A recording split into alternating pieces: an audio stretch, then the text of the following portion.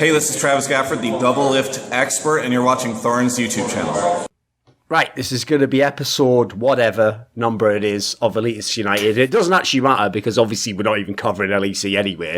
It's just another one of those ones where we talk about international League of Legends and get together all the people with interesting opinions because luckily, bizarrely, they're always available and kind of free during most of the international tournaments for League of Legends. I've noticed, you know, a lot of the people who read the scripts, they're off reading the scripts. The world's almost the way it's supposed to be. So on this episode, I'll do one of those like semi-professional things where I introduce all the people on the show. So in the right-hand corner, my co-host, always the person I introduce first, is going to be Veteran, who literally looks like the meme that people say that he just looks like a guy emerging from the shadows, like an evil character or something, you know, like if this was a manga, the shading's sick, because obviously they're all just trying to show off green shading with black and white art, aren't they? Like, I don't know why that's still a thing, like, oh, I read the manga, like, what, the black and white shit? Like, it's colour, you fucking idiot, we've had that technology for about 100 years, like, why are you just reading black and white children's comics from Korea? He said, while he talked on a fucking shoulder content piece of video about a child's video game, including the character Lulu. The character Lulu, and you can buy skins. That's the economy of the game.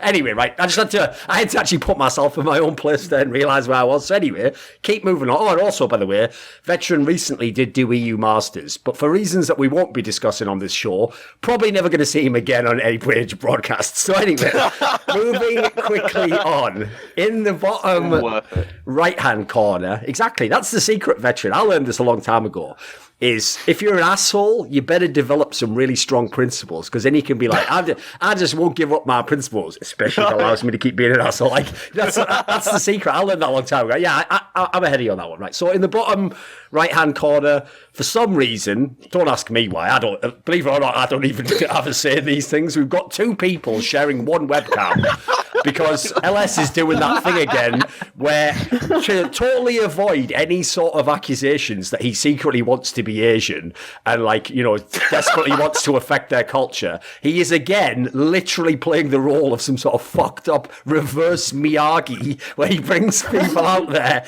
and makes them do all sorts of weird tasks and challenges that they don't know what it has to do with League of Legends. Like, why am I learning about chess and Brood War? But when they do that, at the end he's like, you didn't know it, but the whole time I was training you how to block, and now let's perform the crane kick.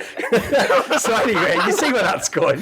So we've got LS, aka Lists a Realist, because nobody can believe that shit's real, but it is. It's very real, and much like modern art, it's got some interesting ideas in there, but incredibly flawed execution in some ways that puts off a lot of the plebeians you see, LS. They don't have the sort of high-cultured understanding, refinement to appreciate modern art that is your opinions about League of Legends, but I enjoy them anyway.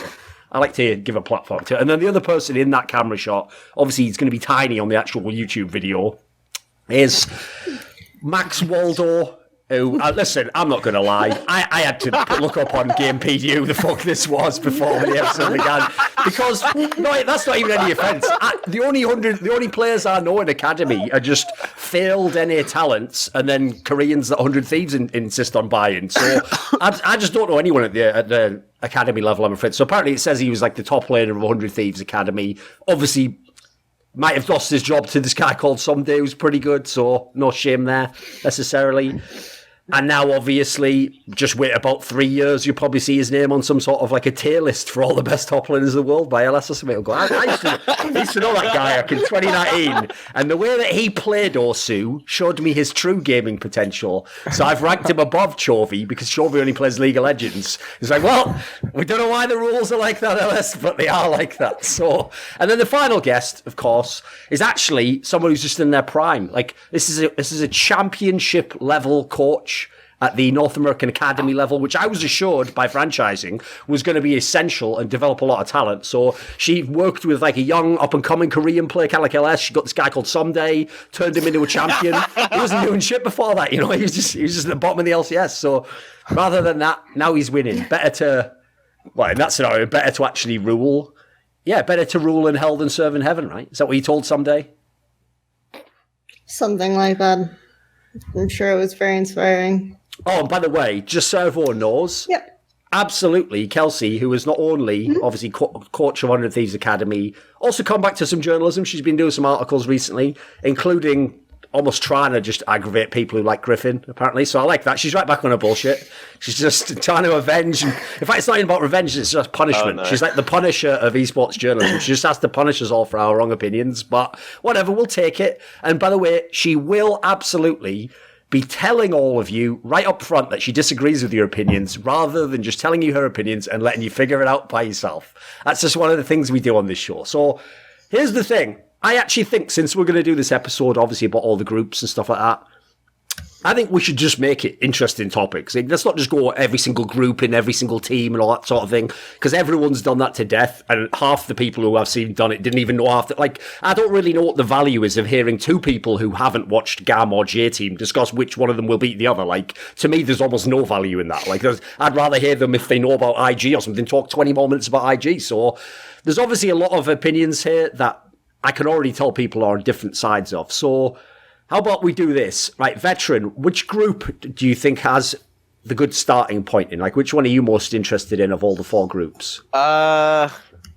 Given that I know that you and LS both rate Griffin really highly, and me and Kelsey both rate Griffin really lowly, and you had to bring that up almost immediately, I'm pretty sure that's the most interesting one to start with. It's not a bad one. It's not a bad one, is it?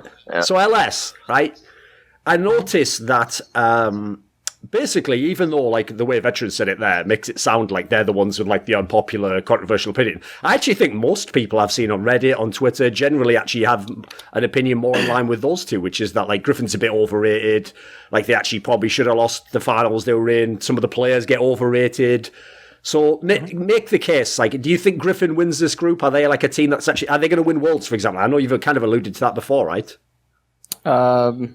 I mean, I think that they're one of the primary contenders, even by maybe players' standards or something.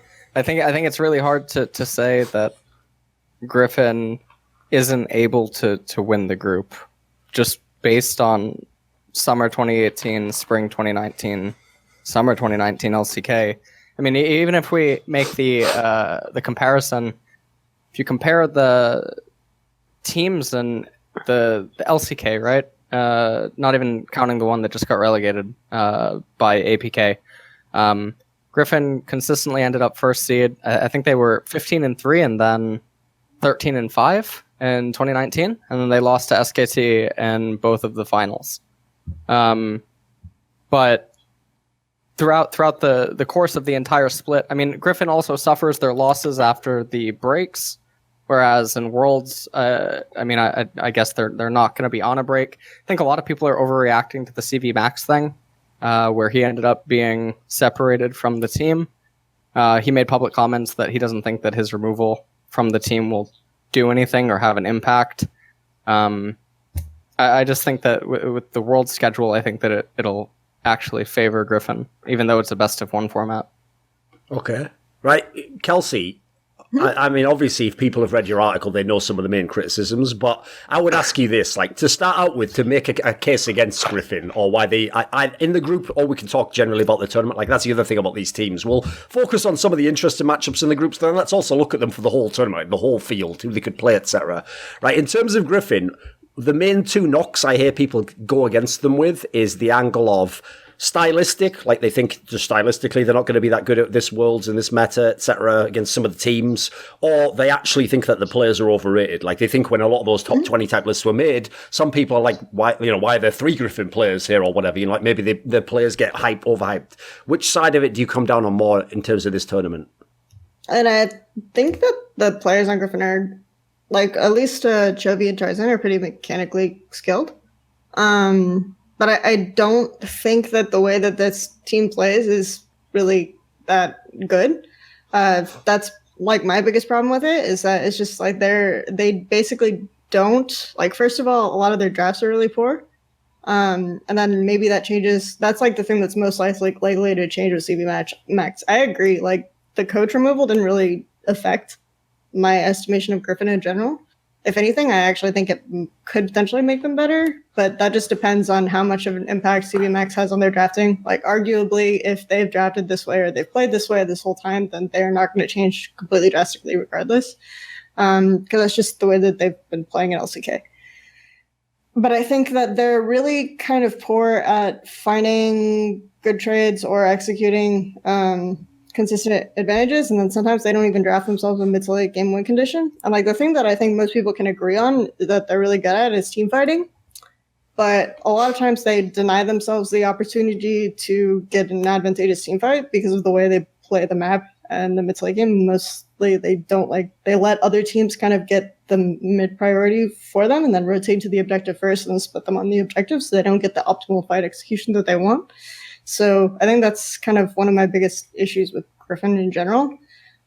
So for me, it's a difficult way for them to play, especially against like a lot of teams that will get advantages of them early. And then if they can't even play to what they're the best at, then I think it's going to be really hard for them to get out of the group.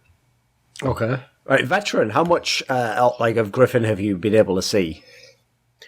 So I watched their playoffs game, and then I watched a bunch of their regular split games, basically when everyone on my chat decided to tell me that this isn't representative of them. I told them to give me like any game, and then I ended up going through a bunch of regular split games that they gave me, and they seem to have the same fundamental issue when it comes to mid to late game that I think Kelsey's alluding to, which is that their system of river control is diabolical. Like, it's actually really bad compared to the way that Europe's river control in mid to late game has evolved, and the G2 versus Fnatic finals and then rematch was almost entirely defined by their propensity to go for river control at certain points. Griffin almost entirely avoid that unless Sword himself has gained advantages in lane, or admittedly Tarzan does help him get those advantages in early game, but that's very champion dependent. If he gets that, then Sword will actually group up with Tarzan for river control, but you will never see it happen with Lehens. You will never see Tarzan make an acceleration play on either lane for it. You'll never see any of this stuff happen, so they never have river control in a region that dogmatically goes to almost every single Drake possible and contests them. So even if they are a super strong team fighting team, they're never actually able to get an advantageous team fight in the way that Kelsey says, because of this fundamental issue. And because they have that issue, I actually think Cloud9 have an advantage over them when it comes to that stage of the game. Because we've seen games, even in regular split, where Griffin gets ahead, but this ends up being the thing that loses them out in mid to late game. And Cloud9 absolutely have the ability to do that to them, and G2 definitely have the ability to do that to them. Is this for example, when you say it like that, right? It almost sounds like when we were always criticizing Splyce, right? You almost have to take stock of the fact that you're criticizing the team because you're comparing them to the best or the optimum or the ideal possible right now. What is the most effective way to play? But then, just like with Splyce, I would say the same thing. They do beat a lot of fucking teams for a team that's supposedly so flawed and not playing into the strengths of the meta. And similar thing with the jungler, where what some people admire, some people think is not good enough. You don't abuse all the holes in the game. What would you say to that? Which is why they'll evenly beat Hong Kong Attitude, but this is also why I wanted to make a point that, stylistically speaking, Cloud9 actually do understand how to play this particular area of the game out, even though I think ultimately early might be a toss-up, but I have very much preferred the way that Svenskeren thinks about camps relative to ganking in the early game for topside versus what Tarzan thinks about it. And I do think that when it comes to G2, it's almost entirely advantageous for them, given that this particular aspect that Griffin get wrong, G2 actually excel at that point in the game. They actually excel at that. So I think given the group that they are in, it's a disadvantage, right? I'm not trying to arbitrarily put them towards like everyone. It's like with Splyce, right? Even though we'd criticize Splyce a lot, it's more that Splyce can't get on the Fnatic G2 and the way that OllieJ previously were level, right?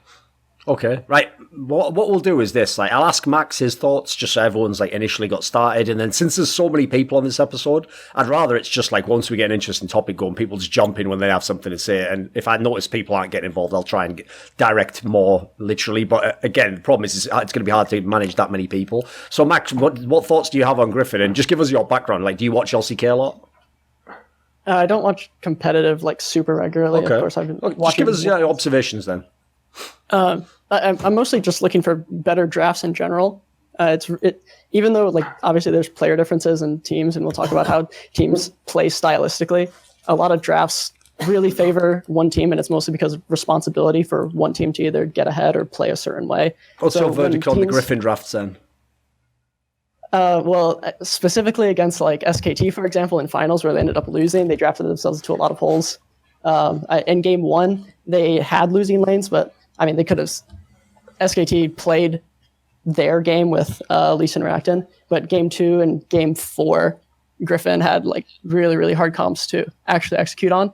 And it puts so much responsibility on their shoulders that they're not really able to accomplish in like 15 minutes and 20 minutes. And when comps are built like this, it really favors like waiting and stalling comps. If you can make it to like 25, 30 minutes against things like early pick Atrox, early pick Skarner, early pick Nocturne, early pick Renekton, if you have long range and you're able to control River and get into like 2 or 3 item breakpoints, it's really difficult for teams to actually win the game when Atrox and Skarner become dead picks. Okay. LS, do you what would be your? Like, you don't have to necessarily specifically counter the criticisms, but what would you say to some of the stylistic elements that have been raised in the discussion so far? The Fnatic G2 comment Veteran made is really interesting to me because I had Fnatic and G2 players in my chat when I was doing the reviews of both their games, and they're self-flaming themselves as I was flaming them. A lot of the fights were arbitrary, they were overforced, they were reckless. Everything was just bad. I think control is an antonym of what was going on inside of that game. I mean, I had Mickey in chat, I had Nemesis, Pwipo. I went through every single game. Nothing I saw was really clean. Everything was very bloody. I mean, if we want to say that, has to be clean. Do you think it has to be clean to be good? No, but I think when the players are self-admittedly saying that this gank or this fight or this dive doesn't need to happen and that it's extremely high variance, then it's bad. Yeah, a lot of it was because the river control was being contested at particular points where one team had already had the advantage and the other team had to call it, and they had other options that were better at the time. The thing is that Griffin will never actually be in a situation where they have the advantageous state on river in the first place. But they will call it. They will call it, and then they will stall out, and then you will see the kind of waiting to win thing that Griffin always do. I'm not talking about river fights. I'm talking about arbitrary turret dives. I'm talking about random 2v2s. Talking about random forced ganks that don't have a purpose. When the players are conceding that it doesn't make any sense in hindsight, probably doesn't make much sense inside of the game. I think if you do that against better players or players that are made up of outliers, one of the things I was thinking about yesterday is how do we rank LCK teams overall?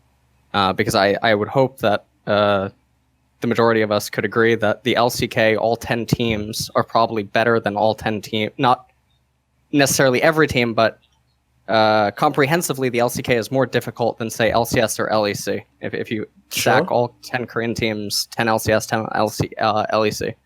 I don't think that's a very controversial statement. Okay, so if we go from that, then, well, what is it about the LCK? Well, when Western boot campers come to Korea, some of them will end up getting high on the ladder. And the outliers actually define how difficult the server is, but not only the teams are. Because when you have to use outliers, like, oh, this pro player got challenger, or this pro got challenger, but you're speaking about a very small percentage of them, despite them having Riot IDs, the whole fucking LCK is made up of those players. Made up of these players that can do what these outliers are doing in terms of mechanical prowess, in terms of mechanical ability, which is... Okay, this is a gigantic pivot. Like, it's not a pivot. About what I said about Fnatic the G2 thing was interesting. Extremely random. But my point of the Fnatic G2 thing was the river control aspect. You said that was interesting. My comment on Fnatic G2 was interesting. And now you've gone into a tangent about the ladder. I'm asking, like, what do you see Fnatic G2 doing that Griffin themselves are going to be able to contest them? Or, because you're not really on my point right now, like, I've never brought up anything to do with Soki or anything like this. No, I'm bringing up mechanical prowess and overall just safety. You brought up a river comment. I'm speaking in specifically to turret dives and random gank attempts and over-aggression. I don't know. I don't see... Because LCK is extremely safe, right? And I know that's one of the overarching themes of 2019 is the safe style versus the aggressive style. If G2 or Cloud9 or whatever play really aggressive and G2 are doing high variance plays, if they don't work out, everything's just going to look very, very bad. When I'm reviewing the series and players are self-admittedly saying that it's high variance and it favors the enemy team with some of the stuff that's going on, or that it's overly reckless, I don't understand why we would ever weight the coin against Griffin. Just going off that series. That is an argument for Griffin, though. You haven't said exactly what it is Fnatic G2 will do, that Griffin themselves are predisposed to do better, or that they're predisposed to abuse. I mean, he did say earlier he thought some of these players basically just won't work against better players, and that essentially like they just did it in their own little region where everyone does that. Okay, but I don't know what I'm arguing against, though. I mean, this isn't actually a presidential debate between you and LS. Like, it's a discussion talk show. So, like, you mean he didn't address your point? I mean, he didn't address my point, but I don't know what point I'm addressing then, because he's saying that I don't know where people are stacked up on the Korean ladder if they all went on there now. I don't know that, for example. What about this then? Let me ask this question, because to me, the difference between you two is basically just philosophical, and it basically comes down to the crux. I actually think the reason this is like a good discussion to have now is because it basically is the discussion of how good a jungler you think Tarzan is. That's basically the discussion of the team of Griffin, because if you think Tarzan is just playing like a pussy and that he doesn't go for all the opportunities that are there and he doesn't accelerate the game and all these hot button terms that everyone thinks they know what they mean in League, then you will think that Griffin as a team has the similar identity and that they're just waiting and they team fight and they win from team fights. Or the other side of it is people who, and listen, the problem with this is I'm not enough of an expert about the jungle and League to know how much of this is actually something I could claim to know. It's just an opinion. I have to say, when I see a lot of the things that people are like, oh, why didn't Tarzan do X, Y, and Z there? It's like, from all the junglers I've seen, he looks like he usually has a pretty good, like, I would say this might sound like a very third order descriptor, but I would say what is amazing to me about Tarzan is, considering people make it sound like he doesn't know what he's doing in these scenarios, he's not doing anything, the amount of poise that he plays with at all times is unbelievable. Like, he looks like he knows what he is doing all the time I watch him play. Like, I almost never see him make like some crazy brain fart move or like do something where it looks like he was like half committed, like, fuck, is this what I'm supposed to do? I don't know, let's just go for this play, boys. So it's a philosophical difference. It's like, which side do you come down on with that? So I like, obviously we're not claiming you've watched every game, Veteran, but do you think in that sense that the jungling aspect from Griffin is a problem here? Is this one of the cruxes of your argument? I mean, I don't think I've ever watched a jungler out of all of these junglers that are so utterly dependent on their laners carrying through their individual advantages as he is.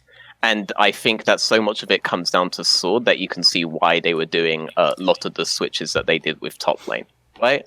Mm-hmm. And as a result of that, I think that teams that play far more, I guess we could say feast or famine, but far more aggressively, I guess, towards topside, and I immediately think of teams that have adapted to AP bots, like Fnatic, for example, will always outdo them, and I think Cloud9 are a team that is in that category for sure. And G2 have historically been in that category, though admittedly in the playoffs, they pretty much abandoned topside there, but we have seen the systems that G2 have played to when they've had to play towards a solo lane-centric playstyle. And I think that for that, I don't think Griffin ever did figure out a proper system to unlock Sword himself, given that Tarzan doesn't really do that for him after a point in the game. Basically, when the game itself breaks open, he's very reliant on Sword getting his individual 1v1 matchup off properly. I think you've all... go on. Yeah, go ahead. Yeah. Aren't they using Doran? They do nowadays, as far as I know. Well, they used him for the mass majority of their most recent games. Actually, they used him... He's the starter, as far as I know. Yeah, they've used him since mid-July, so I think he's the main starter. Doran was actually impressive. Yeah, he was like a carry top. Yeah. He beat everyone that wasn't Summit Keen Khan. Nuguri. Yeah, he beat everyone that wasn't like the Elite Four. Come on, Kelsey. What is it? What do you want to say? I mean, I think that, like, I guess this point is interesting and definitely something that we should talk about. But I think that for me, like, my point about the river control aspect was more of a mid-game point, right? Because it's like, I think that it's a lot easier to discuss, like, it's a lot, like, more philosophical, like you said, to discuss the Tarzan jungle point. And so, like, I'm happy to jump into that as long as we kind of put a pin in the other point and talk about it later as well. I mean, can I just say that when I'm talking about the Tarzan jungle point and the Tarzan river point, that is a mid-game thing as well. And obviously I'm saying Sword when they're using Doran right now, but my issue is that it's not necessarily going to be a straight one-on-one versus teams like Cloud9 and G2. That's just not how they play out mid-game at that particular point. it just won't be that. But Tarzan won't contest that particular thing, which means that he'll never get the shot to go into River straight up. So I just think, stylistically speaking, they can't win against these teams. I even find that pike a bit confusing though, Veteran, because like I hear people say that a lot actually, mainly Westerners, obviously. I mean, I'm not going to claim I have loads of people in Korea, etc. But like, again, I model the game exactly the opposite way. Like, I actually think, personally, except for Tarzan, most of the Griffin players are fucking overrated. I think Chovy's pretty overrated as a mid laner, because guess what? I've never seen fucking Faker play with someone like Tarzan. That would be like Faker playing with like Prime Dandy or something, mate. He never did that. He just had fucking Bengi and then a bunch of Band-Aids for years and years. And listen, props to him, he made it work, but I can't believe that, like, on your side, you think that the laners prop up Tarzan. Like, that's the opposite of the pyramid to me. Like, I think he's dependent on them, yeah. I know what you mean in the sense that he can't do the things he does and choose where he goes if his laners lose the lane. I get that angle. But my problem is this, right? When you describe him that way, I would just say this. Do you think all the other Korean teams are idiots? Why aren't they just abusing the fuck out of his laners while he's off farming? Why aren't they just chain ganking motherfuckers? And then they're like, oh, look, idiot. All right, Meteos from season 4. What are you doing, mate? Like, why are you in the jungle, bro? Like, I don't see that happening. So I'm confused. It's like, do you think LCK, the entire region, just hasn't figured it out? I think you kind of do see teams abuse that a little bit, though, right? Like, I would say that the games that they lose, that's part of why they will fall behind. Like I said, I think the mid game point is more severe, but I think that like that will be part of why they fall behind. It's like they're getting more consistent results out of the bot lane skirmishes or the mid jungle 2v2. And then, like, they're not really answering with Griffin aren't really answering with a trade of any kind on the rest of the map. And that's, like, partially Tarzan, that's partially the team. Like, a lot of jungle is, like, a very team-based role. So maybe the lanes aren't setting up advantages properly for him and vice versa. But it's, like, very, like, that does seem to happen to a lot of the early games. And part of that, I do agree, is draft-based. But that does seem to be like a factor that's consistently kind of happening in the games that they lose. Okay. By the way, I don't think I've actually ever heard your opinion, Alice. What is your opinion on them not having CV Max? 'Cause I can just tell people very quickly. I kind of actually vaguely agreed with what Kelsey implied earlier. Like, I didn't think it was that big a deal. I used to think their drafts were pretty fucking bad, actually. And I used to think I was impressed that they could win despite having some of those drafts. So, like, is it a problem for you that CV Max is gone? Me, Yeah. personally? What do you think about it? Let me just look at their losses really quick. Hold on. I mean, well, I've harped on 2 splits in a row that Griffin won despite bad drafts, mass majority of cases. So Okay. I don't know. Coaches are always, I've talked about this before on your shows. Coaches are something somewhat of a gray area where I don't want to talk about them unless there's tangible stuff to go on or they have content. CV Max just started making content, and I haven't had time to watch any of it. But he does have a very large reputation with players that have entered in and out of Griffin's orbit, similarly to Coma. So I don't know. I would imagine he's very respected, you mean? Yeah. Right. I would imagine that draft-wise, we know from the public article that apparently the upper management or whoever he got into an argument with did have disagreements with draft philosophy or draft ideas or something. That's publicly available in the translated thing. I think they got posted to Reddit. So, I mean, I guess in that regard, it could be good, but I don't know enough beyond that. Okay, fair enough. Like, I think for me, the bigger point is that, like, they've been with this coach for a really long time. So if he does have an impact, then they're unlikely to, like, drastically change the way they're approaching the game. Yes. In the period where he's gone. Like, that's kind of like the bigger point that I would make on that. Since you wanted to put a pin in it, what was the point about the river control that you want to discuss further?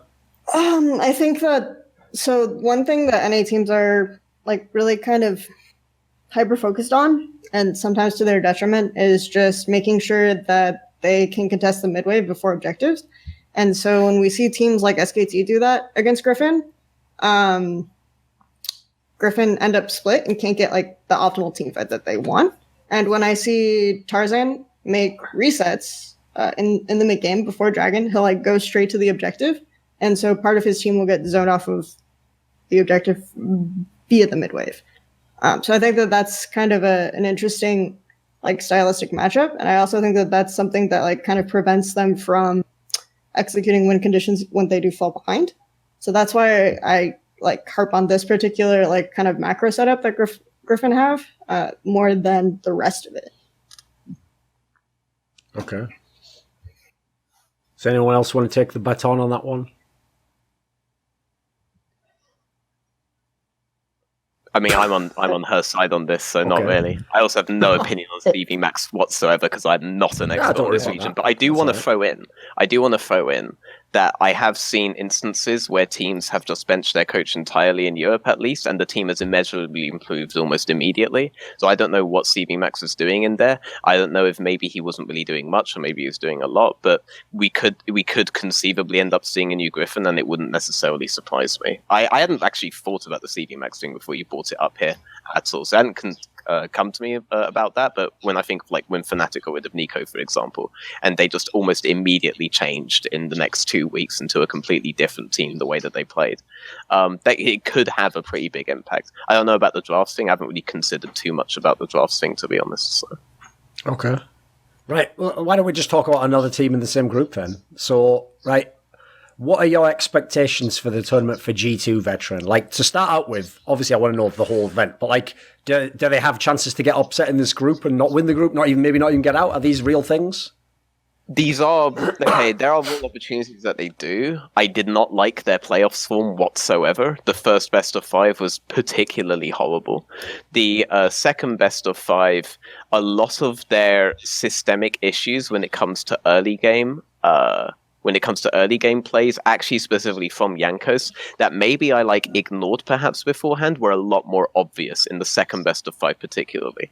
And a lot of that for me is that Jankos essentially abandoned the entire idea of fixing waves for his team in favor of always going for an acceleration gank over a wave state that is otherwise actually good for his players at that particular point.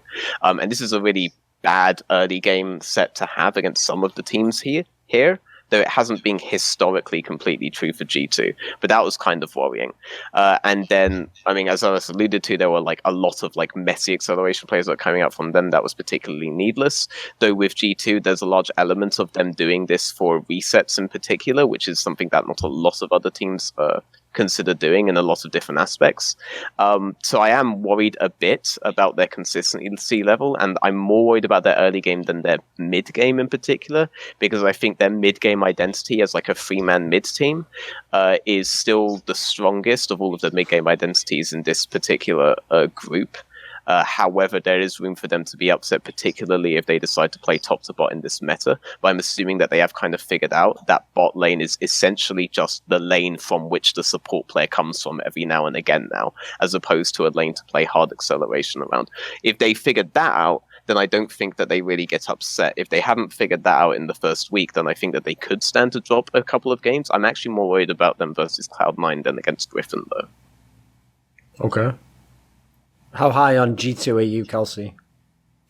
So I still have G2 coming out first in this group, but I think something that's really interesting that they do that I think actually gives both C9 and Griffin like the opportunity to take games off of them. Like I don't think they come out of this group unscathed at all. Is that they have, and you see this a lot against Fnatic in both of the series, is that they have the ability to like kind of overplay to crash the wave so that they can make a play on the reset. And when they do that early on, it was really easy to Fnatic to kind of like fix the wave state and then use their globals to catch them out in doing this kind of play. So both Griffin and C9 are teams that are really, really kind of like the Nocturnes, the Shens, like these types of drafts. So I think that that's something that they can kind of latch onto and almost replicate. So that would be maybe the approach that I would take versus G2. Okay. Right, LS, where do you stand on G2 for Worlds? I think they get out second. I think your mic turned off or something. Oh, sorry. There you go. I had hit mute. I put them as getting out second in the group. Okay. I don't think that they would have any issues against Cloud9. This is my main gripe. Caps couldn't lane against Faker at MSI, so he roams a lot. I think Griffin's oversafe. That's just stylistically what they try to do. But if you can't lane against Faker, you won't lane against Showmaker. Or not Showmaker, Chovy. So, can G2 take a game off Griffin in a best of one with random chaotic early game and Griffin having a losing draft? Because I think drafts are extremely, extremely important. Not just in Worlds meta, but throughout all of 2019 with the way that Riot's taken the game. So I think if G2 can get an edge in draft and random arbitrary stuff can go wrong, I think they can beat Griffin. Otherwise, Griffin's just so they're literally captain careful. But I just imagine that Caps will have to roam all the time because he can't lane against Chovy, and then I don't know what happens from there. But I can't see G2 ever having any mid jungle issue against Cloud9, and then HKA. I mean, they lose to Challenger Korea teams and barely made it into Group A. So I don't know. So two things on that. One, the roaming thing that he was doing a lot at MSI. I know exactly the moment that tilted you because I think you brought that up on the last time that you were on this show, actually. And that was tilting me as well, but that was actually endemic of something he was doing a lot in Europe at the time. And it's actually something that G2 as a whole has moved away from. So I don't think it was a Faker-specific thing. He did it a lot back in spring. But they have moved to be much more robust in the way that they phase their early game out, which is why this particular early game issue that I've identified them doing now aggravates me so much because they'd made a lot of strides and they moved away from that thing. I agree with you that was a huge issue. And on the second point, I actually think Svenskeren can be a difference maker in the early game if Jankos insists on playing early game out the way that he does right now. Because I think Svenskeren is a bit more consistent in this particular regard. The issue is that a lot of Cloud9's drafts don't necessarily facilitate the best method of early game, and then they throw him on Xin Zhao and stuff like this, and it gets very strange. Looking at the way that Cloud9 in North America as a whole draft some things to do with early game is a bit mind-blowing to me, but when he gets a good draft, I think he actually plays it out relatively consistently, and I'm really hoping it was more of like a classic WoW form that we saw from Jankos in the playoffs. All right, I have a question. I think one thing that we'll all probably kind of agree on is that drafts have been a pretty big difference maker at World so far. Mm-hmm. How much faith do you have that Griffin as a team will draft, I guess, more optimally than the other teams in that group? Because I know that this is something that you've been like really damning on them for, but I do think it's like very significant, right? Because this is also something that I would figure into my group analysis as well. I'll just give you a quick side angle, right? This has nothing to do with the game or even the specific drafts. I'll just say this.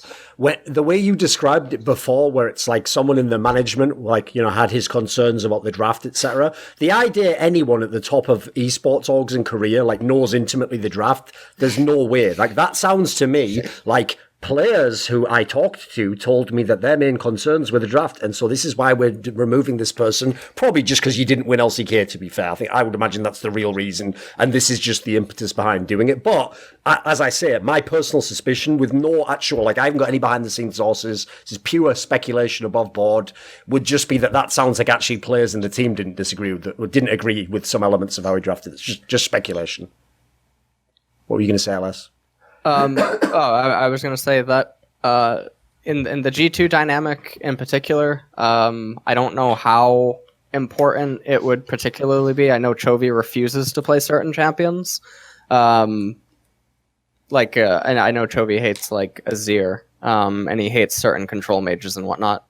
But I think his champion pool is completely fine. I think that the jungle meta champion pool, I think is actually really good for Tarzan right now, just in general. I don't know if he's picked up Karthus or if he's willing to play Karthus and whatnot. We'll see if Chovy picks up Twisted Fate. Obviously, never really played that too much, but he does have some games of it in solo queue, both in Korea and in Europe. Shen returned, which Lehens can pull out. And then the whole mage swap into bottom. I mean, Viper's basically the other version of like Perks, right? He's Korean Perk. I think Griffin's well positioned, and especially if they're starting Doran. Doran only struggled against Summit, Keen, and Khan, and the Elite Four of the LCK. I think in terms of the group, he's fine. Yeah, that's pretty much my take. By the way, before we move on, is there like a broader point as to why draft specifically this year is more influential than past years? I mean, I can give my take on it. Just give your thoughts. All right. Go for it. So Riot made the turret plates, but I think that the turret plates are kind of placebo. You go through a bunch of the games, you'll realize that in a lot of cases, turret plates are either like traded across the map or it's just a couple hundred gold gain. So a lot of people view them as like this early game accelerant that allows teams to snowball or something, but realistically, it's not that much. The way that the draft phase works and the way that the meta has turned out, games can be forced to go slower. The early game vision, being able to basically skate by all early game, like level 3, level 4 ganks and whatnot, unless something goes catastrophically wrong. You're almost guaranteed to get to mid game, or you're guaranteed to get to late game. And with rubber banding XP still being strong and comeback gold, comeback bounties, etc., the ability to have effectiveness at like 25 to 35 minutes becomes more important. And even if you do end up getting really far ahead, it's still able to be stalled. So, I mean, that would be my take. So I think I want to address one point you made, not necessarily in this draft thing, but the point you made about Viper being able to play AP carries. My issue is not necessarily that. It's that I think that one of the better functions of AP carries in bot is that they allow them to just burn all mana on the wave to get a good lane state and just go for a straight up wave reset to allow their support to extend even further on the map. I don't think Lehens himself, outside of Shen, which I think basically has to be a must ban against Griffin in this particular meta, a meta that really favors Damwon, by the way. I think that they aren't actually going to be able to utilize this properly. The only team that I have seen utilize this kind of aspect properly is actually being SKT. I don't think that Griffin are the team, even if their AD carry is able to play AP carry spot, to utilize this specific aspect of it that's going to make it so vital in a solo lane centric meta. I think that for me, one of the big reasons why draft is so impactful is also just like generally speaking, the amount of, I would say like when you get to the mid and late game stage, the amount of like kind of burst potential that is on a lot of some of these rune choices. If you get to a point where the game is like really lopsided in draft, then you're at a point where like you're able to 100 to 0 someone with like advantageous picks or advantageous matchups. And I think that's like a really punishing situation to be in, like picks like Vlad, stuff like this. So that's something that didn't really exist previously. Okay. Right. Since to me some of the more interesting discussions are in like C and D groups, we'll briefly touch on B in as much as like it's an EU show originally and Splyce is obviously there. And really that's the only matchup I personally find that interesting is obviously the FPX Splyce one and then the wider discussion of can Splyce do anything in the tournament if they go to playoffs, etc. So what do you want to do on this, Veteran? What would you say about Splyce? Obviously they've landed like the dream group. You almost like couldn't get a better chance to get out than this. Alright, I want to preface this by saying that Group B is just a clear indication of the failure of the seeding system right now. Exactly. It's what I always prayed for, by the way. Holy God. It's what I always prayed for, was one that was like so egregious that like nobody could defend it, basically. Yeah. So, watching these teams, I think FPX make it out for sure. Watching GAM, I would have said that they have windows versus Splyce if their bot lane wasn't as god-awfully bad as it is. I think Zeros has a lot of potential, but I think Splyce themselves are actually pretty good at playing against teams with heavy split-push presence on the top lane. I've personally been a victim of that. I think that they default to 0-3-2, even though, like, basically what Fnatic do as a comeback play, they do even when they're ahead. So by default, they're typically very strong against this particular kind of play. So I think Splyce make it out in second, and I think that I need to be paid for actually watching J-Team play, especially J-Team versus AHQ. I never want to see that again. Their jungler on the first game full cleared blue buff side as Jarvan and then reset and then walks to his bot side camps, and I just wanted to die, and I never want to watch them again, and I hope that they don't make it out somehow if Splyce, I don't know, all full ill or something like that, but I think Splyce make it out of the group pretty handily, so. Do you have any thoughts on this group, LS? And Max as well, if he has any. I feel like it's just between Splyce and Gigabyte Marines for second. I agree with Veteran about J-Team. J-Team's sort of in the We can hear out on someone's speakers, by the way. Why is that? Oh, he didn't mute. Oh, there we go. Yeah, it's just between those two teams. Obviously, FPX gets out in first, unless you're the person that put them as like fourth or something, and then your pick ends up being right, and Sure. it's a fucking doomsday story. But yeah, that's pretty much it. By the way, I just want to say, because the thing that tilts me is when Splyce inevitably make it out of this group, people are going to go, haha, it's just like when ANX made it that time. It isn't at all. ANX not only beat the Rocks Tigers in one of their games, they also literally were in a group with G2, the champions of Europe, and CLG was not exactly like the worst team in the world. Like they were an average team. So like actually Splyce will be the worst team probably to ever make the top 8 of the world in terms of like what they had to do to get there. Like that's just a fact. There's no fucking Rocks Tigers anyone's beating in this group. I mean, you I guys actually see are them harping dropping on. to GAM, by the way. Just at least dropping one game to GAM. Could happen, If their bot lane sure. has a bad day, No, I think- then I think GAM could actually beat them. So yeah. I think GAM has like the most interesting upset potential because like a lot of people say, oh, GAM is all like aggression and everything else. I think they're actually their macro is like not terrible. It's a late game either. Like BCS isn't a brainless region. I've covered a brainless region for a lot, so I would say that like you guys are complaining about Splyce getting out. I think FPX has a lot of really exploitable holes. So I would have liked to have seen them get a more challenging group as well.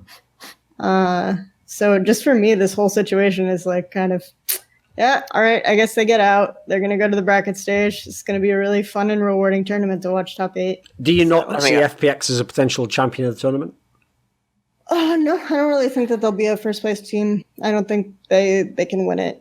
I think that they have very significant advantages in terms of support jungle, and the way that they drafted versus RNG was like really pretty smart. I think that the way that you can beat them is by beating them through mid jungle, and I think a lot of teams here can do that if they actually focus on that, because if Doinby can't really lane properly, then he can't get out of lane and he can't affect the map like this. So if you actually just attack him through mid jungle, I don't think this team can play the game. Like they're really reliant on Tien and Crisp to like kind of execute their win conditions.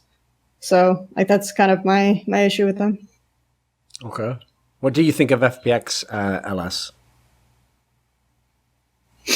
When I watched FPX, out of every region I watched, because I watched all playoffs of every region, as well as the gauntlets, I thought FPX had the best drafts and that their gameplay overall looked the cleanest at the time anyway. I actually liked watching it more than I liked watching LCK from the series that I watched of them.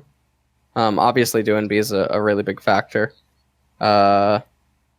There's no way that they can't. I mean, it's inconceivable. You have to be dishonest to not say that they win the group. I mean, that's, yeah. Oh, yeah, they win the group for sure. Yeah, Sure. yeah. Yeah, I mean, they win the not group, but I saying. do have to say, I actually don't like Doinby at all. I actually think Doinby is super reliant on the rest of his team, and he has been in almost every iteration of the team that I've ever seen him play in, and I've always called him Doinbait, because I don't understand how he's able to convince people so consistently that he's insanely good in of himself. So I would overall agree with Kelsey that out of all the teams I watch, I don't think they are a team that's going to win it all. I won't go like that far because I do think that Doinby does bring, like, my understanding, a lot of value to a team in terms of just like every team needs someone who's going to be kind of selfish and really demanding and also like really take responsibility for a lot of shit. And he's very good at that. I think I watched the Summoning Insight episode and Dom used the high example. I think that like I've always used that example to describe him as well. So yeah, it's pretty good.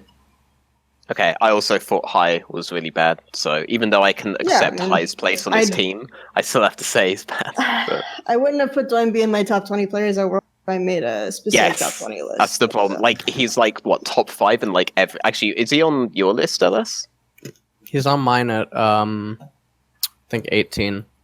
18. That's actually a human list. A human list. That's because, remember, LS did his on what he thought, like, just the raw ability of the player, like mechanics and stuff like that. So obviously, Dwayne B's never going to rank super highly for that. Like, he's not a total player, is he? Yeah, no, it's not. Like, that's why I wouldn't have even put him on my list. It's just based on, like, mechanical ability. I don't think he can be a top 20 player. I guess I can see the High analogy. Is he actually, like, the shot caller or something? Or I mean, you can... He's... Yeah. I didn't include it in my list, but Doinby's entire reputation is that he does everything. He's literally basically High for both those reasons, Veteran. It's one that he's like the captain who does it all, but also that he's just not that good an actual individual player, and, you know, you're sort of offsetting one with the other, you know.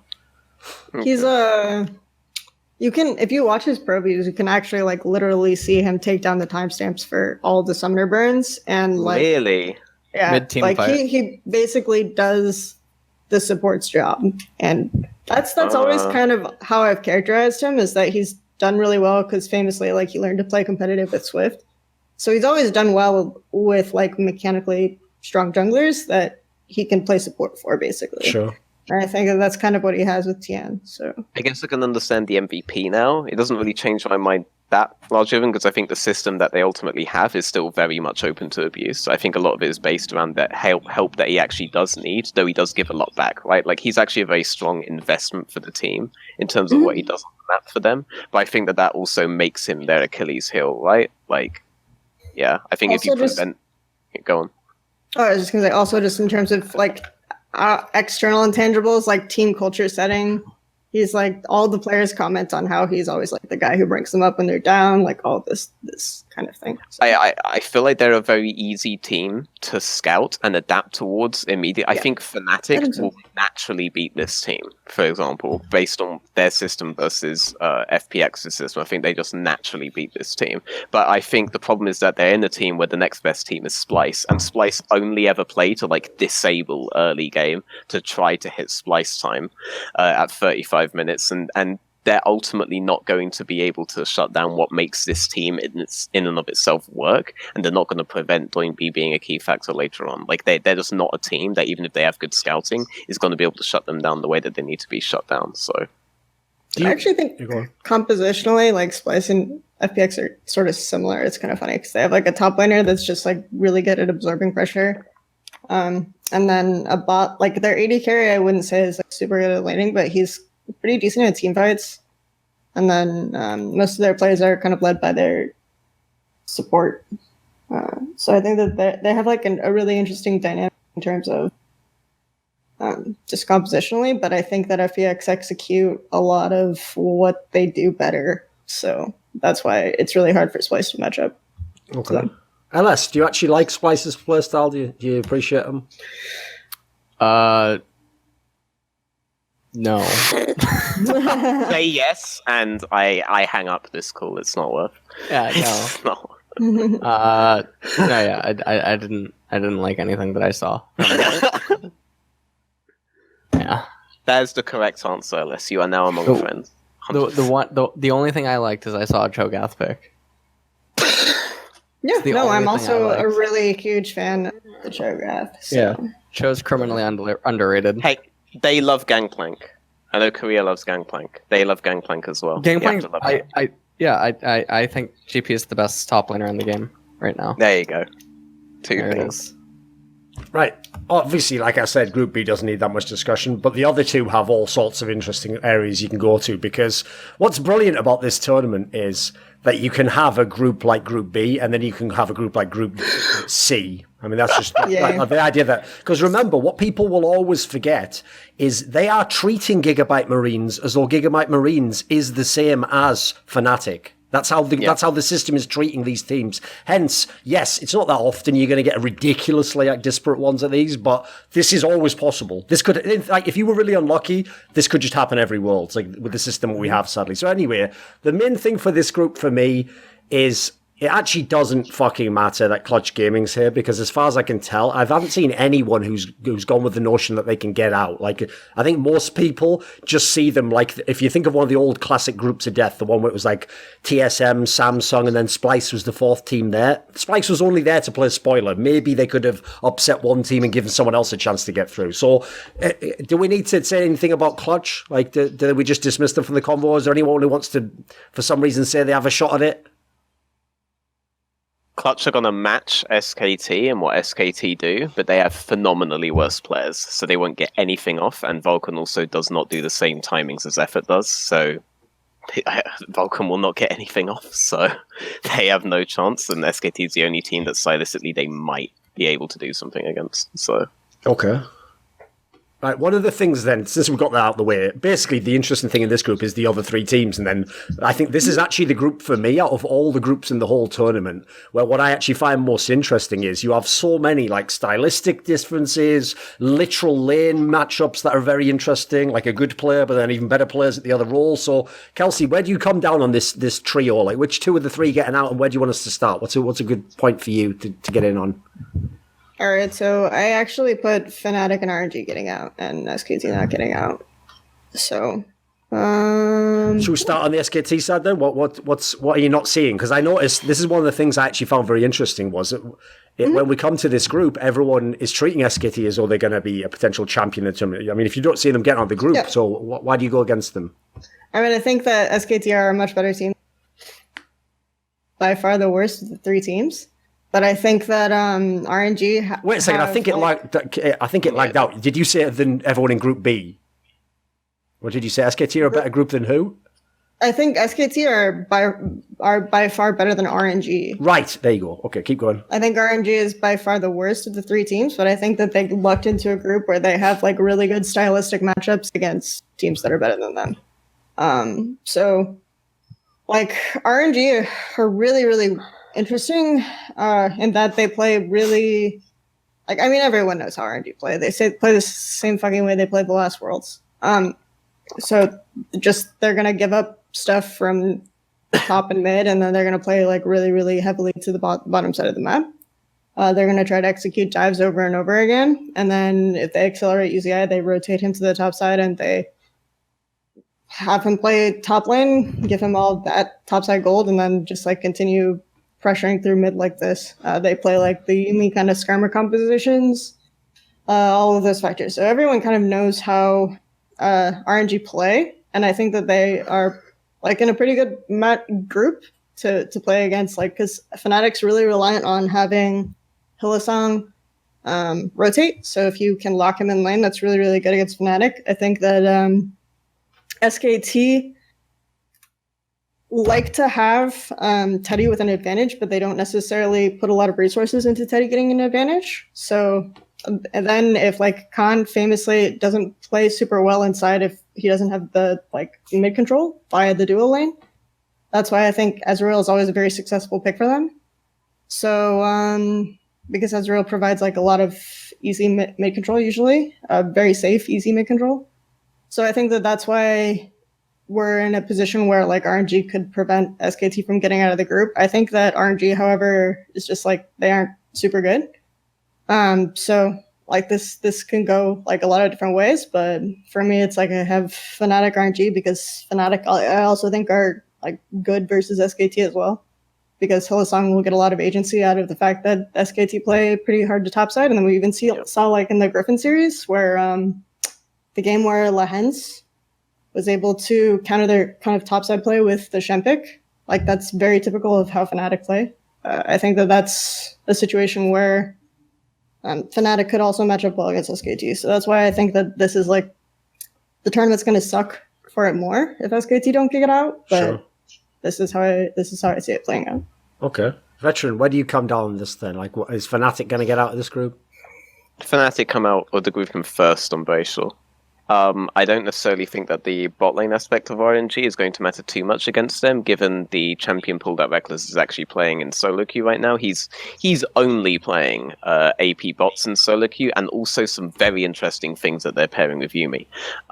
But I think as a result, you're going to see a lot of situations where Hylissang's going to be able to get the roams he's otherwise getting. They never really relied on like heavy bot pressure to get it, or heavy bot priority is probably a better way to say it, to get it.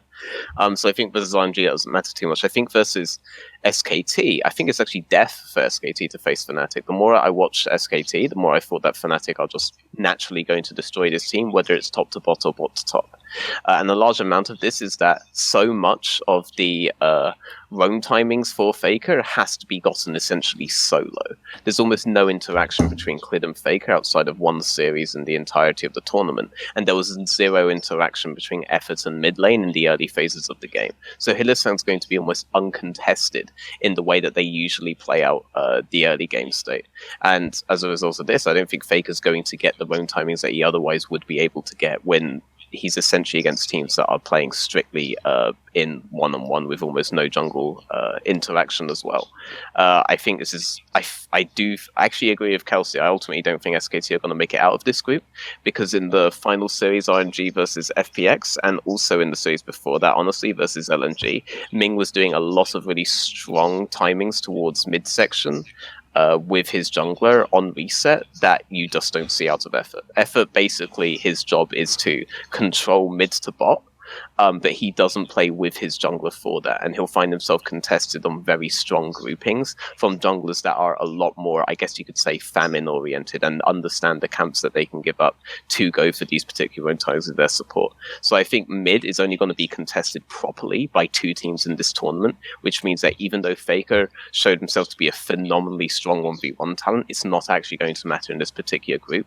And that leads to problem number 2 for SKT, which is that even when they do get Faker's roam timings off, the amount of times that they do any sort of tension towards top side, even though they have Khan there, even though they were picking very specifically for Khan, were very minimal compared to the onslaught that Fnatic give. Almost unnecessary onslaught that Fnatic give. I don't think Khan's going to be able to get what he wants off. I don't think Faker's going to be able to get what he wants off. And I think SKT have to undergo some dramatic changes to be able to get out of this group. And I don't think they're going to do that. Where do you come down on this one, LS? You want me to go? Yeah. Yeah, go on.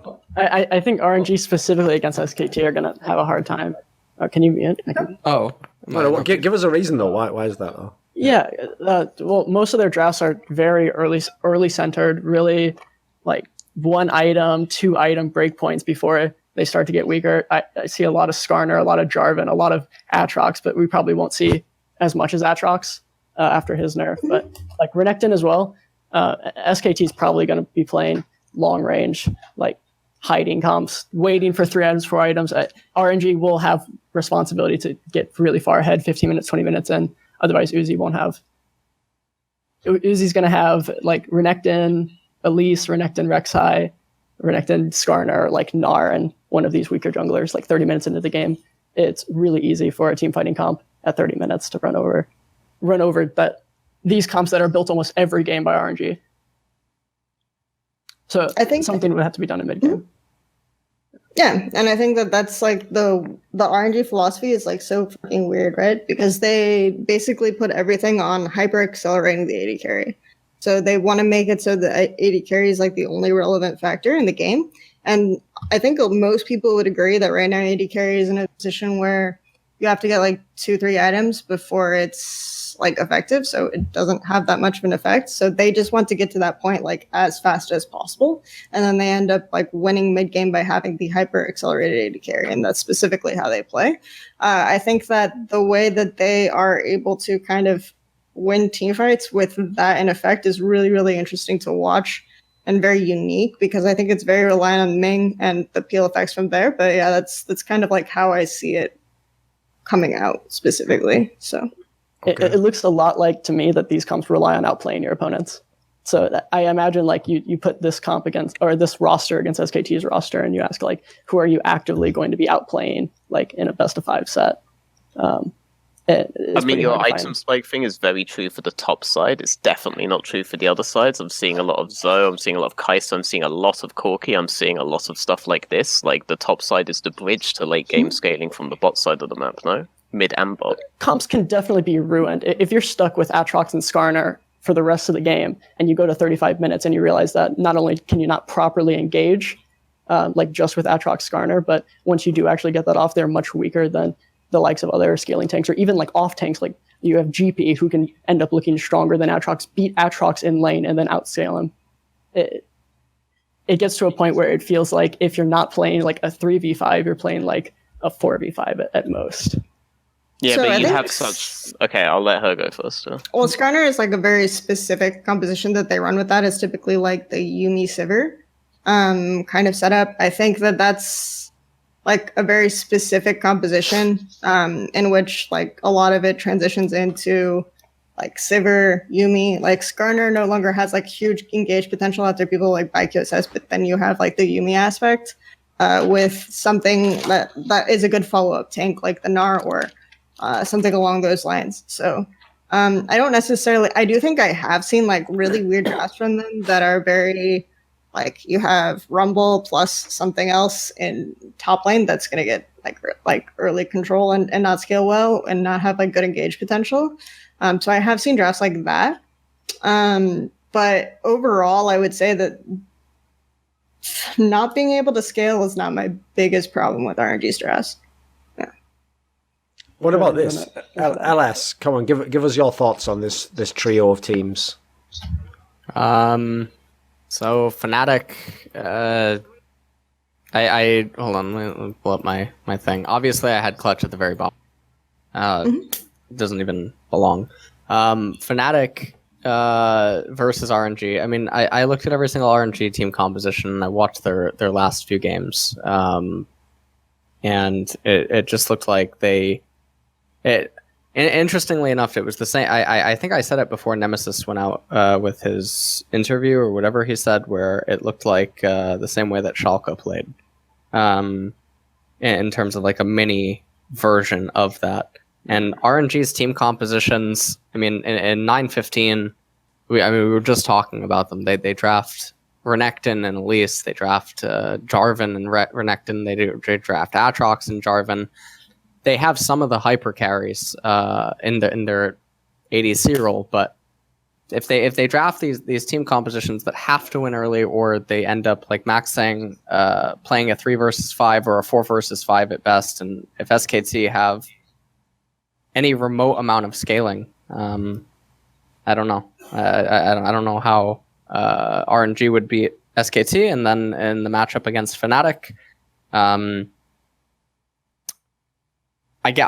one's obviously the thinnest, but from everything I saw and just the way that Fnatic drafted and maybe what they're intending to draft, because I mean, I'm looking at months worth of RNG trends with how they draft. They only have one style, so I don't think that style is very good in Worlds, and I think that some of the champions that we might end up seeing pop up in every single role, as well as the change with mages down in bot lane, can obviously be annoying and a nuisance.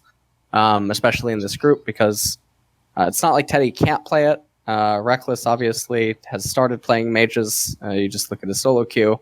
I think that the best of one format can obviously be problematic. I don't see either team beating SKT, and then I think Fnatic beats out RNG, and then clutches like the wild card, like Thorin mentioned, where they end up becoming this team that other teams want to snipe a win from another one. When you play clutch in this group, you basically just have to hold serve, as it were. Like, that's the whole thing. It's like if you lose to them, you've just fucked up your own group. It doesn't matter about the other teams almost. So what about this then? And this can be either something else can pick up all the people who were against it. When you were describing there the reason why SKT wouldn't be the team to get out or would have their struggles, etc., right? I saw a lot of the top 20 lists everyone was making. One player who was on everyone's list was Clid, the jungler of SK Telecom. I didn't see Broxah on anyone's list. So stylistically, it doesn't matter that, as far as I can tell, the entire world thinks the SKT jungler is much better than Fnatic's. I mean, Hylissang's been carrying the living shit out of Broxah for a long ass time, and that's not going to stop here. So I don't necessarily disagree with those lists. I do think Broxah actually developed a lot in the playoff series. There were a lot of things he was doing that I was somewhat surprised with. This guy is not normally a guy that actually fixes one side of the map before making acceleration play on another. He actually became that. There was a lot more fidelity in what he was doing. But ultimately, I think the difference in jungle support's going to come from the support side of things anyway. So it doesn't really ultimately matter to me if Clid is demonstrably better than Boxer or not. That's not going to matter here anywhere as much as it would matter that Faker is better than Nemesis, for example, right?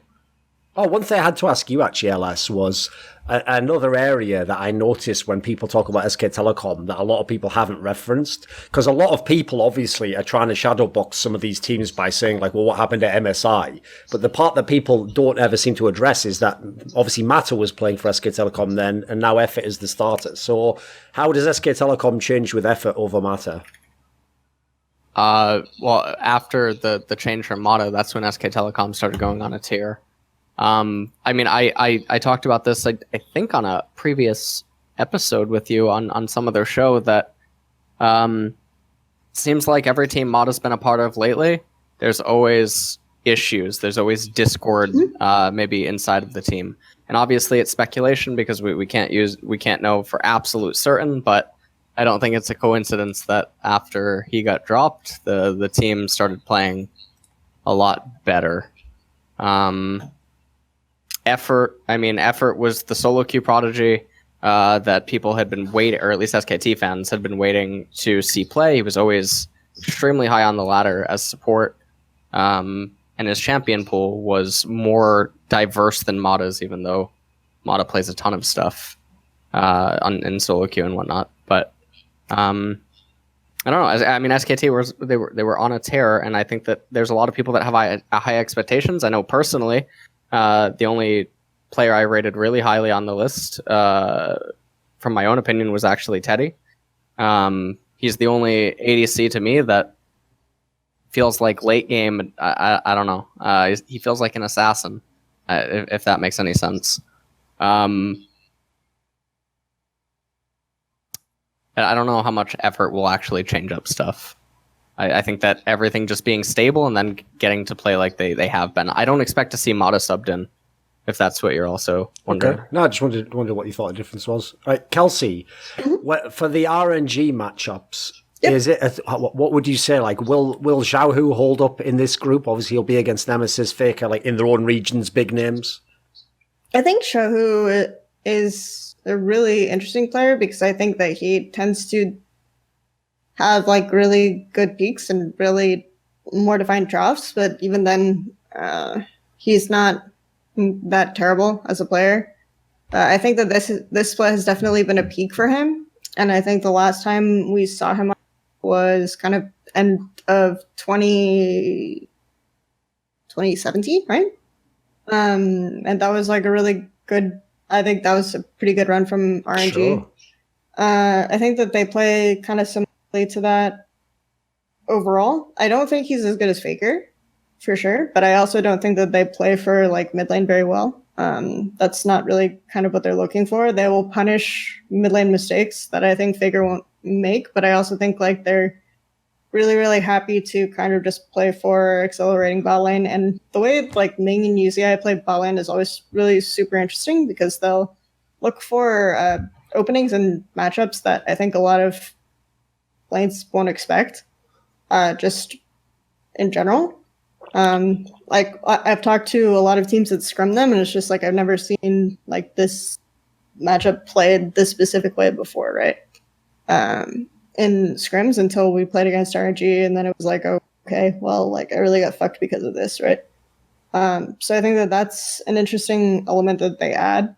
I also think I also rated Teddy over UZI, but I think that that's because I think Teddy is like a little bit more flexible, a little bit more serviceable. But in terms of describing an AD carry as an assassin, UZI also fits that bill when they get the win condition. I will say that if they don't get UZI to accelerate, the way they play out the map is like really anachronistic, and we saw that against FPX for sure. So if they try to play in this group the way that they did against FPX, which I thought was like way more kind of soul lane centric than they typically play, and that they have been playing for basically the better part of a year and a half now, then we'll see them really, really struggle and potentially bottom out and lose to Clutch. So like this is a really interesting team in general, but I think that I feel pretty confident that they won't play that way because I felt like they only played that way because if you scout FPX, that's kind of the only way you beat them. And so I don't think that they'll play that way against SKT and Fnatic when they're in a group where their own style is kind of favorable. Okay. All right, Veteran, do you think Fnatic can win the tournament? Can win the whole tournament? I guess there's a world where they do. But Young Buck deserves a medal if they do, to be honest. There are so many issues roster-wise that they would have had to have fixed to get up to that point.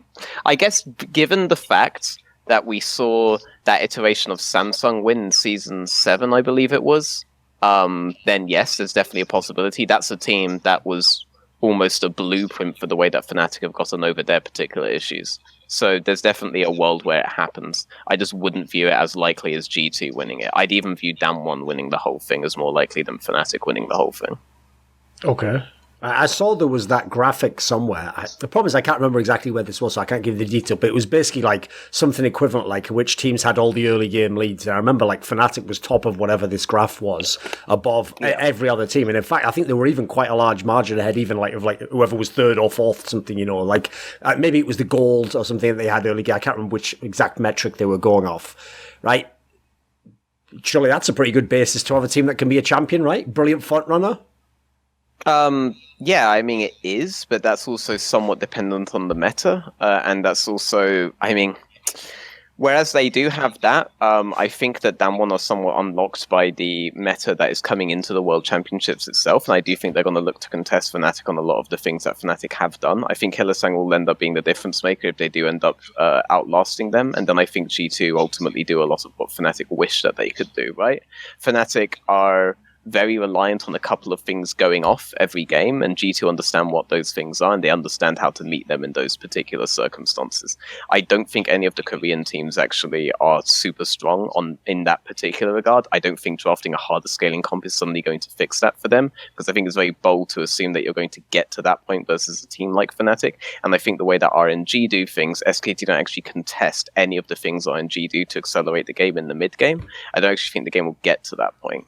It's actually pretty rare now, at least in Europe, that you'll see a team that averages over 30 minutes of game time, for example. And even if it did reach that point, you're still assuming a 5 versus 5 scenario, which is not going to happen given the state that the way should be in at that particular point, and given the fact that you still have matchups that are going to be winning because some of your matchups have scaled.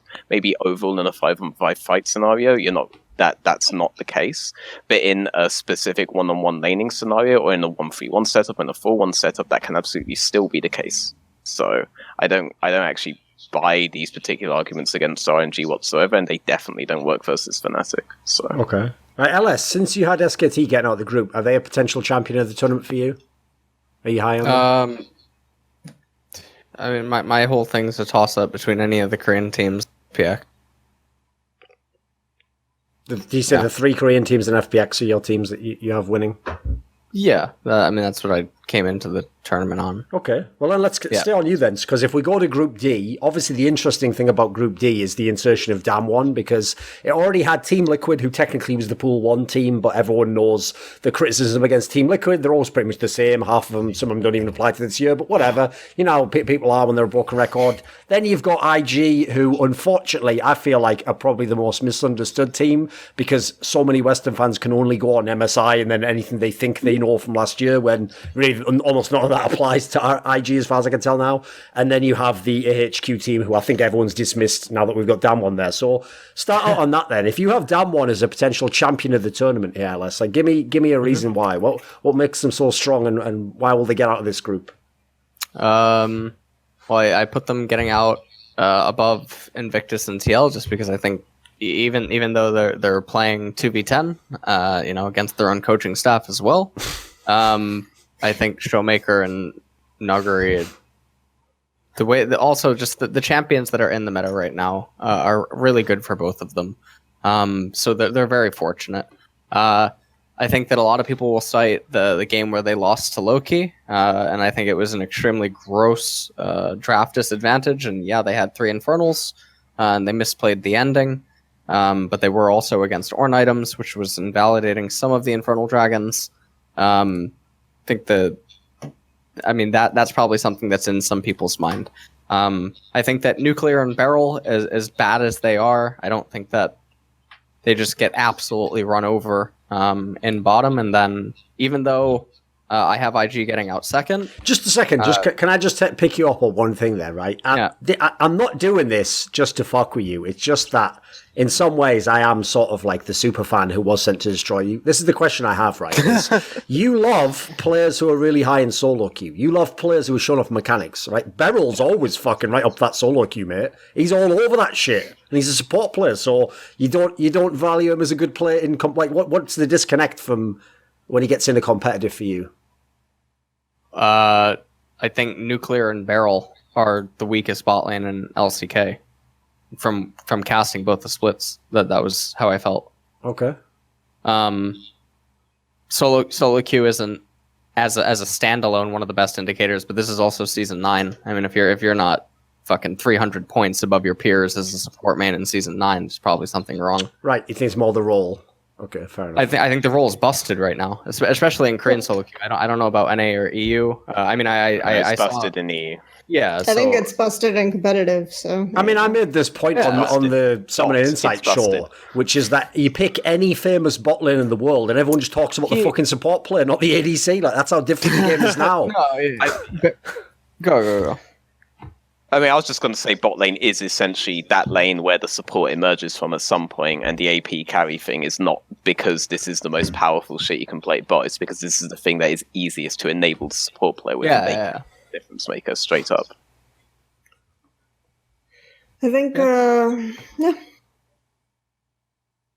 I think this is the group where I'm the least likely to disagree with you, just based on what you've said so far there. So, I think I have Damwon IG 1-2. Why does Team Liquid not get out, Kelsey? Liquid. There you go. I think so. This group is actually the one that I've the least conviction about because I hinge so much of it off the IG that I saw in Gauntlet, which I don't think was clean or polished whatsoever, but the way in which they were playing the game was the most interesting IG I've ever seen in terms of playing specifically around enabling their rookie jungler who admittedly is still working on a lot of things, but I think this is like the least, like the most together and the most like kind of unified I'd seen a team that usually just like, we're gonna play all 3 lanes and then hopefully our jungler can figure shit out. Basically this is what we're gonna aggressively play all 3 lanes and hopefully our jungler can figure shit out. I think this is like the most interesting, like they played compositions that enable the jungler. They were going off of this particular thing, and we also saw Rookie playing considerably better than he's been playing all summer. And I think a lot of his form was him being away from the game and dealing with family-specific issues, but this has been, like, we already saw an uptick in form, and now he's going into the tournament looking much better. A lot of the stuff that TL did specifically at MSI to win over IG was very kind of, like, specific to the way that they were playing before. That said, it's IG, and every time anyone ever believes that IG is going to do something interesting, they fuck up, and they win every other time. So, yeah. But I think that's... Well, that's actually, you kind of nailed it at the end there, Kelsey. I have the opposite problem to what you just said at the end there, which I know what you mean, which is like the classic thing is, we actually had a team that was very similar in CSGO. It was a famous Polish team called Virtus Pro, and we had a thing called the Virtus Pro rule, and the rule goes, it sounds like a lame thing to say, but if you'd ever followed the analysis, it was true. Every time they started to look amazing, and you were like, I can finally plant my flag behind them and pick them to win the shot, they would never win at that point. They could lose to even like bums.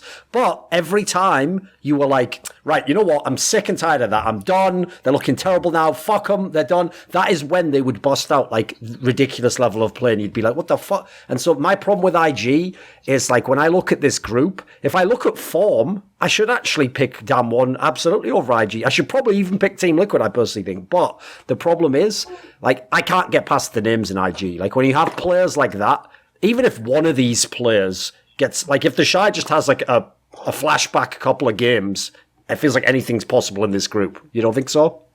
What would you say? And yeah, I think that that's a fair thing to say. But again, for me, like the big thing was just they seemed to be playing like more together and more like a team. Like so before, it's like always okay. The players are kind of like able to just play out their lanes super well, and sometimes they have like good drafts. Like Mafa is someone who usually gives his team like pretty decent drafts. So you can tell like when he's drafting for the team and when he's not based on this historically.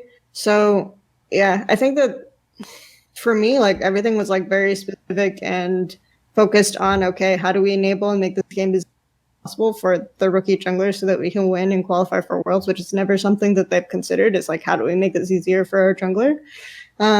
So from that lens, that's the IG I want to see more of. I don't want to see more of the 2018 World Championship IG. I want to see more of that IG. Like once they've perfected and once they look a lot better than they already do. So that's why I kind of have to like give them a way out of the group, because I just think that if they have like that level of players, like as you alluded to, plus like that kind of more unified style, I think they'd be really unstoppable. Veteran, being as like to me, Damwon's one of the Korean teams that it's the easiest to build like arguments against or to disparage in some way. Even like the strengths like Naguri, you can just say, well, they put all the resources through him, all the fucking champs he wants to play are in the meta right now. He gets to pick them almost every fucking game. Like, there's a million ways you could disparage them, but it sounds like you're quite high on them as a team. Actually, how much of it is actually Damwon's strength? How much is that you just don't think Team Liquid's good or something, or you don't think? I think in particular. Did you say you had Team Liquid getting out actually in second? I did. I said I had Team Liquid getting out, not IG. The way that they're playing. Okay, I need to make sure that I don't get this jungler's name wrong for Invictus Gaming, because I got it wrong like 5 billion times on stream. What's that? His name is. You can also call him Carl. Leon.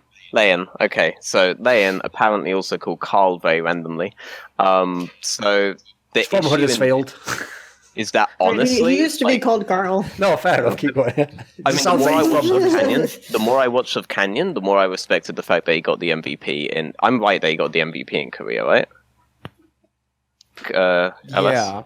Yeah. So the more I watched him, the more I respected the fact that he got it, because whereas Showmaker and Naguri are very capable of playing out winning matchups themselves, what Canyon does is almost utterly disable the enemy jungler, and it's not really a method of jungling that we see coming out of the vast majority of junglers coming into the tournament, and within this particular group, that's absolutely deadly.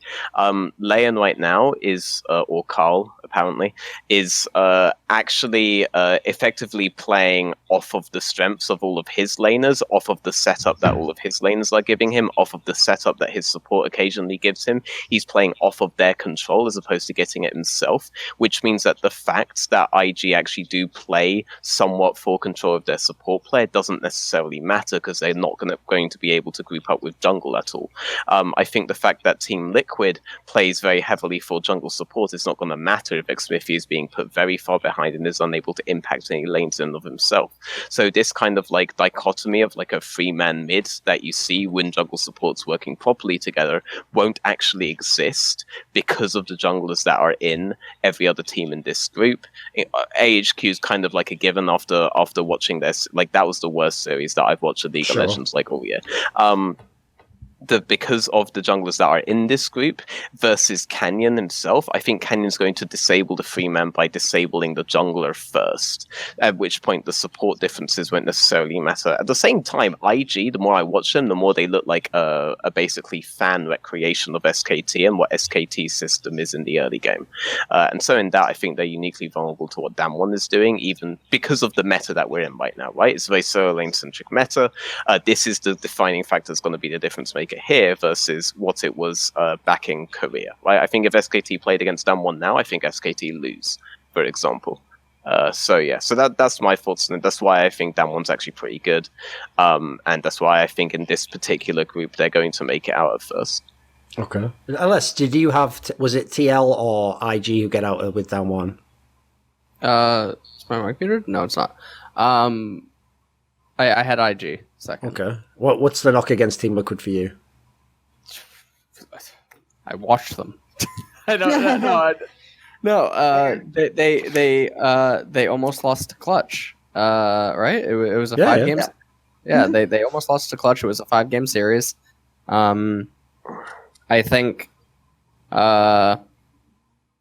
I mean, the MSI thing against IG. I don't think anyone ever uses the term fluke anymore in esports, but fans get too triggered by it for some reason, which just actually betrays their own mental state. LCS fans get really triggered by it, in particular in this situation. Sure. Nizki or Cloud9 versus Team Liquid. Nizki couldn't lane against Jensen, so I don't know how Team Liquid expects Nizki to lane against Rookie or expect to lane against Showmaker. You mix the names up, but you meant to say Jensen. You just right? mixed up. I agree with what you just said, by the way. Yeah. But Niski's not on this team, so luckily. I just mixed it up. No, sure. But actually, no, sorry. Jensen did beat Nizki, but the manner in which he's beating him, I don't think will happen against Rookie or Showmaker. Okay. Yeah, I just spoke. And then I think top lane, obviously between Invictus and Damwon, it's a lot closer, but Invictus blows out the other two teams. So every single time I saw Team Liquid win, it always felt to me like drafts played a really, really big part, and the fact that they were even capable of losing games to the likes of Clutch, I don't know how we assume that they beat Damwon or Invictus. So when it comes to Team Liquid versus Invictus Gaming, I actually really respect the way that Team Liquid understand support jungle role in the game. I do think that they're very out of sync in jungle sometimes. I think this would be their big weakness. However, Invictus Gaming are almost permanently out of sync with jungle in this particular regard, so it's less of a weakness versus them. And it doesn't really seem to be an objective for Invictus Gaming to get off this midsection play that most of the elite teams are doing right now. Because of this, I think that we function uncontested in the early game. Now, that doesn't necessarily matter, because watching IG's games, a lot of their games have essentially been comebacks in their meteoric rise back, their upset rise back, because they were like 8th place or something like that when they started their rise back. They kind of pulled like an SKT of their own. The instances at which they were getting these picks were essentially when support or jungle was going for isolated deep picks alone. Watching, whereas core JJ will go in river solo, he never really goes for deep picks solo. He'll only ever go for deep picks on grouping with Xmithia, and he'll even just oink and wait rather than go into river and risk this kind of thing, or ever go into deep jungle and risk this kind of thing. So the comeback mechanism for IG isn't necessarily there versus Team Liquid, and I don't think their early game state is there versus Team Liquid either. So I also think that at the same time there's a lot to be said for one particular thing that they were doing over Team Liquid in that Team Liquid were doing over IG back at MSI, which was their two-man mid. I think it's upgraded a lot now that they're including support more in their plays, which is probably something they learned from G2. Because they're including support now in their plays, whereas IG don't appear to have ever learned this, and in fact kind of regressed somewhat in jungle matchup. I think that midsection, the fact that Rookie is, I mean, let's be real, better than Jensen, isn't really going to be a factor here, similar to the SKT thing. I don't think it's going to be an individual matchup. I think individual matchups are something that's dead in most other regions outside of LCK right now. LCK is the only region that I see really play out individual matchups for an elongated period of time. And I think here it won't matter. So I think the biggest point here is that I don't think IG will get their comeback mechanism against Team Liquid due to this very specific jungle support dynamic, and the very specific manner in which it plays out. And as a result, I think Team Liquid edge them out. I also am somewhat betting on the fact that after every single great upset is a gigantic stomp, and IG being here is a gigantic upset, lest we forget. So, sure. Oh, by the way, Max, do you have any thoughts on Team Liquid and how they draft? It's a lot of early game, isn't it? Muted? No, I think we can hear him. Oh, you can? Oh, okay. Impact having Shen back is actually a pretty big deal. But in general, it looks like a lot of TL's wins come from Jensen being a lot better than the opposing mid laner. And Impact, if he wins his matchup, it looks like they win against most NA teams. But in terms of how they'll win lane against Invictus, the Shy and Rookie, who are also drafting early game aggressive stuff, I don't know where exactly it would happen. I think you can model Impact as solo for sure. I think modeling Jensen as a solo lane win is a very facetious out of certain choice games. Like I'm thinking the LeBlanc game in the finals, for example. But outside of certain choice games, these aren't really solo wins that Jensen's getting. You don't think he did well against Niski and I do for think it did example. well against Niski. I just also think that they were matched somewhat by some skill in the midsection. That was a lot of the blood in that game. I think Zazal actually has a pretty good understanding of this aspect as well. I don't think we can necessarily model it as just a straight up solo win though. We saw Akali Truly Silas. it is, but We saw Akali Silas get a solo kill level 4 Sure. Yeah. in a skill matchup. Well, I mean, pre-6, it's an Akali win straight up, so I understand that, like, Jensen himself is performing really strongly anyway. But that's not really the point here. Like, the last time they played off against IG, a gigantic issue was the fact that you saw mid lane presence from one jungler, not from the other. And with Ning, that was because he had a propensity to essentially only do his ganks when Scuttle was coming up, specifically to prepare for Scuttle, and it was never on mid-section, it was on side lane. Mid was left the hell alone. With Leon, that tendency's only gotten worse. With Lan, I think the big primary difference is that Rookie is playing more to support Lan than Ning was playing to support Rookie. So I think for me that like this is much more. IG play much more as a mid jungle duo, which I think is a tendency that TL abused at MSI than they did at MSI. Does that make sense? Like they play much more like I think, and then you have a functioning off of Jackie Love's priority. You have Bao Lane even like making plays that support the jungler. So this is like for me, you actually have IG functioning like a proper like mid jungle support team based off of their most recent series that they played.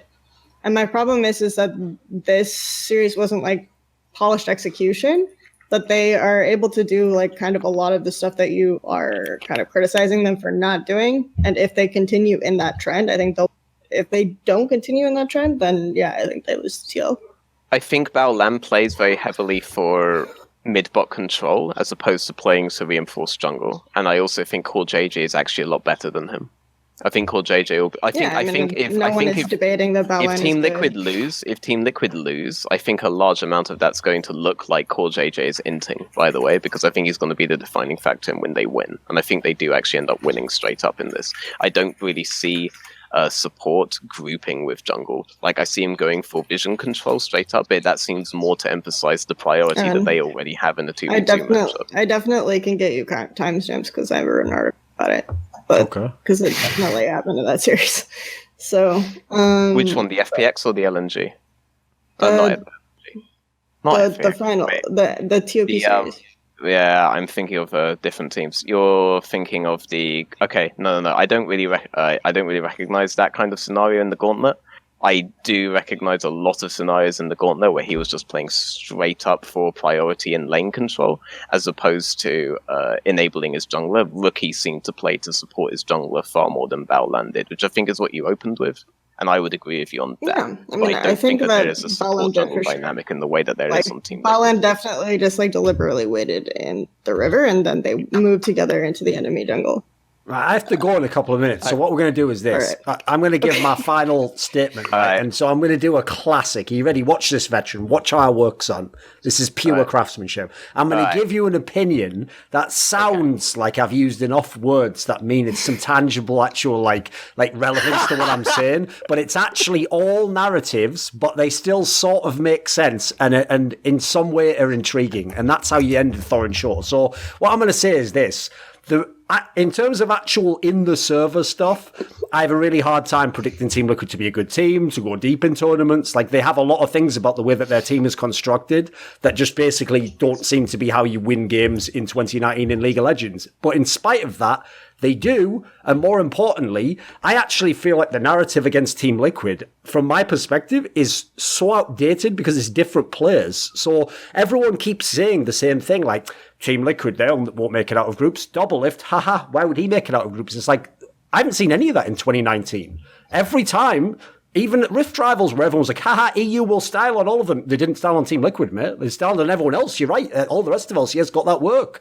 Even if you think it was a joke tournament, still happened. MSI, again, even before they beat IG, they did a lot. They held up better in that group stage, even in lost games, than people gave them credit for. Everyone said they were going to be shit and have no chance whatsoever, blah, blah, blah. And obviously they massively overperformed everyone's expectations. So the narrative for me is this.